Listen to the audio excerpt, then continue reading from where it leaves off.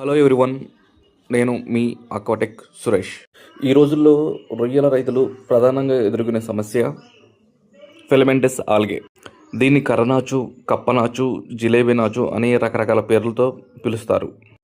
దీనికి రకరకాల కారణాలు దోహదం చేస్తాయి. ప్రధాన కారణాలు వాటర్లో స్లడ్జ్ లేదా కర్బన పదార్థాలు ఎక్కువగా ఉండటం, అమోనియా, నత్రజని అవశేషాలు ఉండటం, మరియు మేత వ్యర్థాలు, రొయ్యల యొక్క ఫేకల్ మ్యాటర్, ఫాస్ఫరస్ సమ్మేళనాలు ఉండటం వల్ల ఫిలమెంటస్ ఆల్గే ఎక్కువగా ఉత్పత్తి అవుతుంది. రైతు సోదరులు మరికొన్ని విషయాలు గమనించాలి.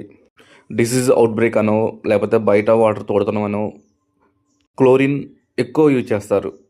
రైతు సోదరులు అయితే పందికొక్కు బిళ్ళలు అని చెప్పి అల్యూమినియం ఫాస్ఫేట్ని యూజ్ చేస్తారు. మరికొందరు పురుగు మందులు, పెస్టిసైడ్ యూజ్ చేస్తారనమాట. ఇవి ప్లాంక్టన్ ఉత్పత్తిని తగ్గిస్తాయి.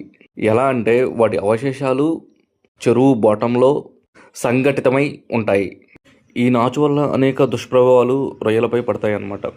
ఎలా అంటే కర్రనాచు, తీగనాచులో గ్రీన్ కలర్ పిగ్మెంట్, క్లోరోఫిల్ ఉండటం వల్ల అది డే టైంలో ఫోటోసింథసిస్ యాక్టివిటీని ఎక్కువ చేస్తాయి. తద్వారా వాటి పెరుగుదలకు చెరువులో ఉన్న మినరల్స్ని ఉపయోగించుకుంటాయి.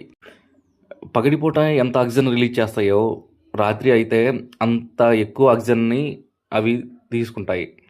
మరో ప్రధాన సమస్య పిహెచ్ ఫ్లక్చువేషన్. ఉదయం పూట 8 ఉన్న పిహెచ్ సాయంత్రం కల్లా 8 అవుతుంది. అదే పిహెచ్ అర్ధరాత్రి 12 నుంచి 1 గంట మధ్యలో 7.6కి పడిపోతుంది.